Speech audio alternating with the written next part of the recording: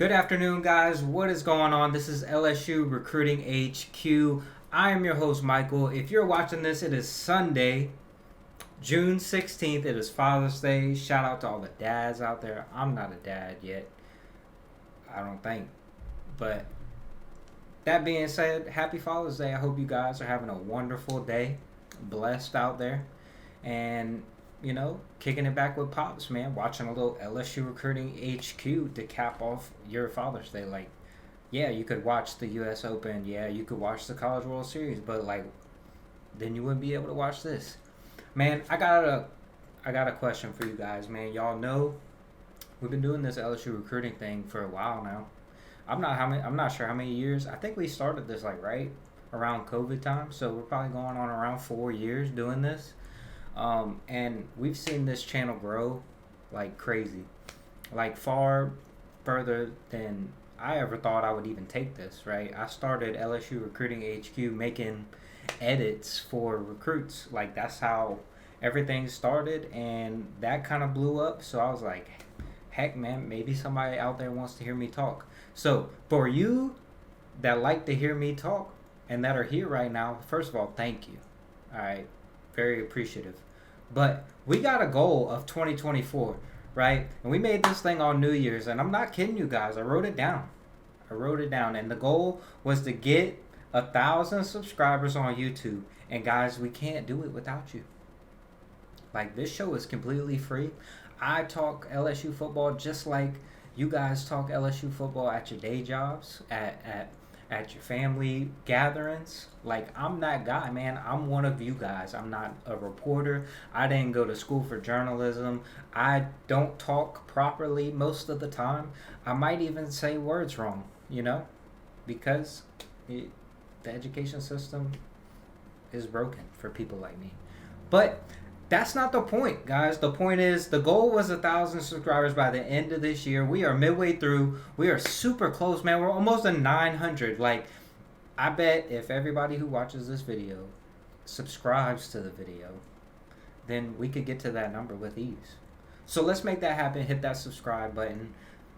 Say bad things, say good things in the comments. It doesn't even matter, It's all part of the algorithm. Even you ever heard the term bad publicity is good publicity, right? So today's video, I know y'all don't care about anything I just said, so you probably read the title and you're like, damn, this dude has just babbled for 3 minutes. Probably already cut off the video. Well, and if you haven't, today we're going to talk about the 5 biggest question marks for LSU football in 2024 and what Brian Kelly's going to do about them, right?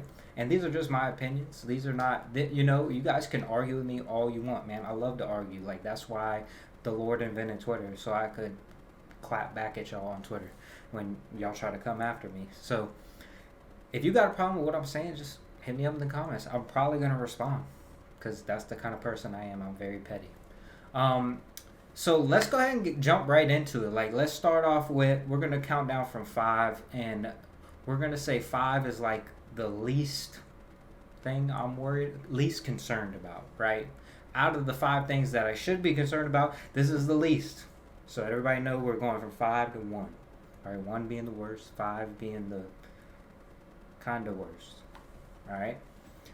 5th on my list, and a lot of y'all are going to be like, Michael, what the hell are you talking about? And it's the wide receiving core. Yeah. I said it, man. It's the wide receiving core. And I know, guys, y'all are thinking, LSU produces first-round talent at wide receiver all the time. What are you talking about, Michael? Well, listen, I'm about to tell you. So, obviously, y'all know Brian Thomas and Malik Neighbors are not here anymore, right? All right? Yeah, they're gone. I don't know if you guys knew that or not, but, they are not going to be back this year. It's crazy. They have this thing. It's the NFL draft, and then when you get college done, you go to the NFL, and big things. LSU's been doing a lot of this lately, if you guys haven't noticed. But there's some guys here that are going to have to replace these guys, and I don't know. Obviously, they're not going to be like those guys, because I don't think anybody can be like those 2 guys, man. Those guys were good. like really good. But I said the same thing about Justin Jefferson and Jamar Chase at the time, and look what happened. We ended up with Malik Neighbors and Brian Thomas Jr. And I don't think we're gonna have a Brian Thomas, Malik Neighbors kind of season like we did last year, but this wide receiving core can be productive. All right, and it all starts around Kyron Lacy, right? Kyron Lacy was the third member of the Big Three last year with Malik Neighbors, Brian Thomas. He was the one that got overlooked, but he had a tremendous couple of games. I believe it was the Auburn game. He had like 200 something yards receiving. Like the potential's there. It is his time to step up. But you got to understand, like, this is his first time really being the guy, right? He's going to get most of the attention. You have a guy like C.J. Daniels now who could help take some of that attention off him, but he played at Liberty. He was really good at Liberty. We don't obviously know how that's going to translate. You're obviously hoping it does, but, it could possibly not. We've seen that before, right, with Jonathan Giles. Like, he was amazing at Texas Tech. He come to LSU, and he was a bum. C.J. Daniels is not a bum. Or he's not going to be a bum, but there's an adjustment period. Like, it's just how it is, right? And he's new, right? Garrett Nussmer's not used to having him there. Kyron Lacy obviously has a leg up there. And then you have a lot of other guys like Chris Hilton. You have Shelton Sampson still there, waiting on guys like that to emerge. And obviously, you have one of the best wide receiver coaches in the world in Cortez Hankton. So, a mild concern, but still a concern. All right. Fourth is going to be Mr. Joe Sloan. And I know you're like, why do you keep talking about the offense? Like, the offense is going to be just fine. And you might be right, but you might be wrong. That's why we're talking about this, I wouldn't be here. I wouldn't be making this video if it wasn't a thing. All right? And these are my opinions. So if you don't like them, you're probably not even watching it. So, yeah. But Joe Sloan, Mr. Joe Sloan, and Mr. Cortez Hankton kind of doing the co-offensive coordinator thing during the bowl game. Like, Joe Sloan finally taking it over. Cortez Hankton still doing, like, the passing game thing. I like it. Don't get me wrong. I like the hire, but, there's always that possibility. There's always that possibility. Like, Mike Denbrock was a really good offensive coordinator. I know a lot of you guys are bitter, and you don't like to admit that because he went to Notre Dame, and I understand that because I told you already, I am petty. I do this. This is what I do for a living. Not really for a living. I do other stuff for a living to make money. I don't make any money doing this. I just do it because I want to. But you know what I'm talking about, man. And Mike Denbrock going to Notre Dame sucked. Y'all know it sucked. All right? You could pretend like, we don't need him. We don't want him. But in the long run, like, you really you don't need them, right? But you really wanted them. But you got Joe Sloan now, and I like Joe Sloan a lot, man. He's got Louisiana ties. He ran the offense pretty damn good in the bowl game. Him and Cortez Hankton putting their brains together. Like, those are two of the best young minds in college football as far as the offensive play calling goes. Like, both of those guys are going to be offensive coordinators and probably head coaches in the future, right? And I think with Garrett Nussmeier being there for so long and Brian Kelly really focusing on the offense, like that's what he brings his attention to a lot of the time, I think that really helps. But it's still a concern. Like, Joe Sloan has never called plays. Well, he called plays at Louisiana Tech. But he's not called plays at this level. And obviously, there's always a possibility that it could not work out and it could be bad. Like, we've seen it. Like, we've seen guys that we thought were going to be good that aren't good, and it's that whole, like, what if thing. Like, that's why these are 5 and 4, right? Because we went over the pecking order. Like, these are my least concerned of the concerns, right? So don't ride me just because you watch the first 2. Watch the last 3, and then we can talk, all right? And 3 is going to piss you off, too. All right, so let's go ahead and jump into it. And number 3, it is our boy, the golden boy, the gunner, the slinger, the whatever you want to call him, Mr. Garrett Nussmeier. Yes, that is a concern. Because of what I just said, actually. That whole gunslinger thing, man, that is a real thing. And that, man, when them juices get flowing, like, you never know where that ball's going. With Garrett Nussmeier, that man could look like Joe Montana one play, and then he can look like, NFL Jamarcus Russell the next play. Like, it could happen. All right, I'm just saying. I think he's learned. I think he's gotten 100 million times better than the last time we saw him play significantly as a freshman and a sophomore. I guess was when he was doing all that crazy stuff, and you're like, wow, like this kid's really good. And then you're like, wow, this kid can really turn the game on its head because he makes horrible decisions. And I think Brian Kelly has been the biggest help to that because I think Gary Nussmeier has learned a lot from Brian Kelly. And I think Brian Kelly got in his ass, all right, and was like, yo, like, you're not playing if you do this type of stuff.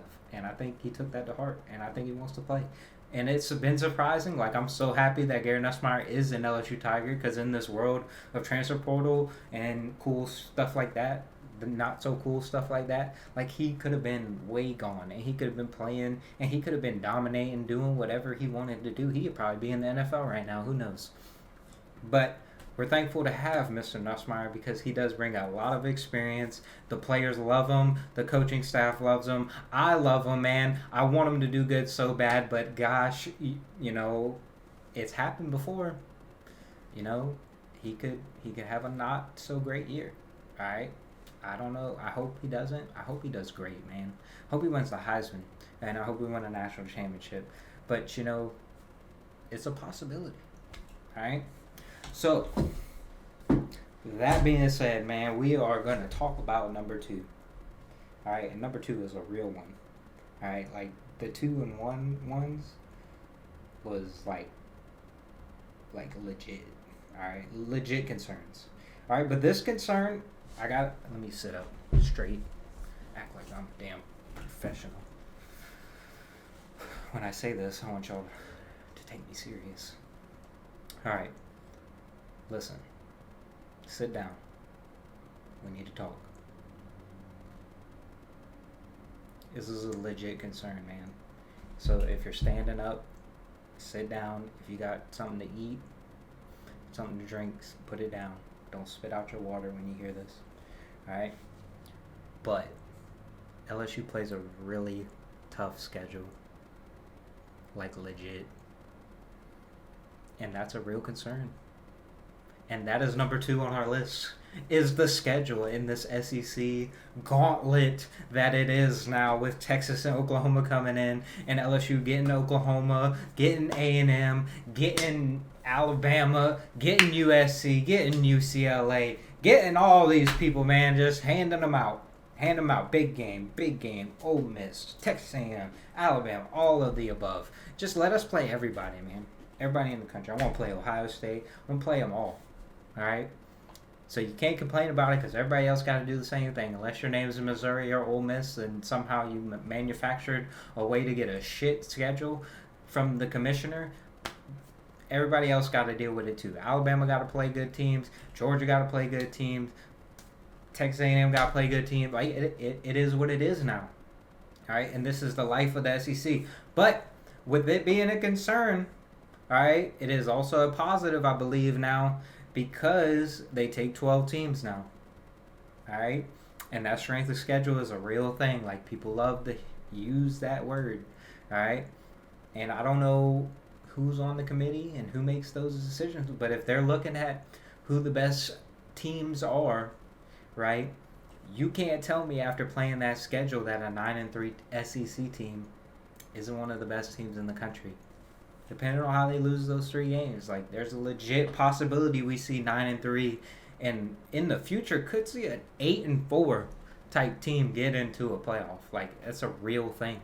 Like so, as much as I'm concerned about it, I'm not concerned as I don't know. I'm more concerned because it's like if shit starts going down, like it can go down like real quick now. And it's like, but if things are going steady, like it's been the last couple of years, like, and you can kind of win here, win there, lose a game, like you're all right? But I'm saying like if all the concerns that we talk about today come to live true, like you could be looking at like 4 wins, dog, like for real 4 wins. Like this league is not a joke anymore. There is no hero say cupcakes as you might put them. Although LSU does play Vanderbilt this year. Thank you, Mr. Sankey. So that's a plus. All right. But other than that, Doesn't sound very fun.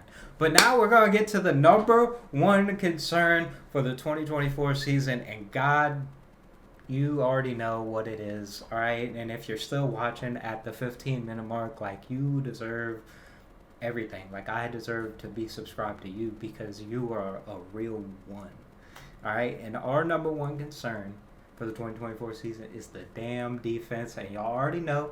And we weren't going to break this up, right? Because it could have been real easy to take the 5 and just pick a position on the defense and say, that's a concern, that's a concern, that's a concern, and that's a concern, all right? The whole defense is a concern, all right? You got some guys in here. You got some guys. You got Jordan Gilbert, all right, from Texas A&M. You got Gio Pius, all right? You got my man Javari Suggs. So you brought guys in, maybe to fix things. You've got guys returning that could step into new roles that got better. And the most important part is, boy, do you have better coaches. You've got Corey Raymond. You've got big boy Bo Davis. All right, and you got my boy Matt House out of town, which is the most important decision Brian Kelly's made since he's been at LSU. All right, was getting that man out of here because it didn't work out. He was awful. The players didn't like him. It was very clear they didn't like him. All right, but now you have an elite coaching staff. You have Blake Baker, who I think is one of the best young defensive coordinators. I think Brian Kelly nailed the offseason hires, even with Joe Sloan not being a top-tier offensive coordinator. He's our guy. He knows what we want to do. I think that hire was good, and I think that man killed it on the defense, right? Like, you bring in Kevin Peoples, you bring in Bo Davis, you bring in Blake Baker and Corey Raymond. Like, you're legit now on the coaching staff. Do you got the Jimmy and Joes? That's going to be the determining factor. Is the LSU defense going to be as bad as it? Hell no. There ain't no shot in the world. You can clip this. You can do whatever you want to it. There is no shot in hell that LSU's defense is going to be worse than they were last year. So it's all up from here, and we'll just find out what happens, man. Because the defense is definitely what is going to make or break this team. Like, this team could easily miss or make the playoffs based off of just how good that defense is. If they're terrible again and they're in the hundreds and the 90s, like, they're not making the playoff. Like, this team went 9-3 last year. Like, legit. Like, without a defense. Like, with a bunch of kickers running around trying to tackle people. Like, it was wild. But they found a way. Jaden Daniels found a way to help them win 10 games. Well, 9 games and 10 games in the bowl game, whatever. Like, it doesn't take much, guys. It won't take much. Just a slight improvement. And who knows, we might see it LSU in the first inaugural 12-team playoff, which is an absolute joke. But that's another video for another day, man. And that's all I got for you guys today, man. If you are watching this still, God bless you, man. I hope you're having a blessed day. Mom, I know you might not even be watching. My grandma might not even be watching. Pops might not even be watching. But if y'all are, thank you. Love you guys. Anybody else out there watching it, man, thank you guys for real. Y'all are why I do this, man. I love doing it. I do it for free. I don't ask for anything in return other than you subscribe, which is completely free. So, like, if you haven't yet, like, what are you doing? All right? Y'all have a great rest of y'all's Father's Day. Have a blessed week. And we will be keeping up with all the LSU recruiting stuff going on. It is going to be commitment season here come July. And things are going to be getting hot and heavy in Baton Rouge. And then, man, football season is right around the corner, man. And we'll be breaking it down from start to finish. So I'll see you guys next time, man. Thank you guys for watching.